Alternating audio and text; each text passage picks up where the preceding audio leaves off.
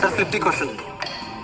Flip the question. शांत हो जाए गाड़ीमान जी, इस प्रश्न को बदलना चाहेंगे आप? जी, सर। ऑलराइट कबीर जी, अजीम इस प्रश्न को बदलना चाहेंगे, लेकिन जाने से पहले अजीम हमें बताना पड़ेगा कि इस प्रश्न का उत्तर क्या है। किसी एक को गैस कीजिए। सर मूसा। मूसा? मूसा करेंगे? कबीर महाशय, सी मूसा पे ताला लगाया जाए।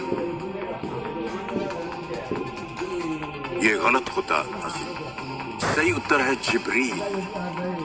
पैगंबर मूसा के अलावा आदम पहले पैगंबर थे, मोहम्मद आखिरी पैगंबर, जिब्रील वो फरिश्ते थे जिन्होंने कुरान का इंतहाई दुख की बात है कि एक आसान सवाल, उस पर अमिताभ बच्चन खुद भी कह रहा है कि इसमें मोहम्मद सल्लल्लाहु अलैहि वसल्लम ये अल्लाह के नबी हैं, आदम भी, मूसा अलैहिस्सलाम भी ये अल्लाह के नबी हैं, हज़रत जिब्राइल अलैहिस्सलाम अल्लाह के फरिश्ते हैं।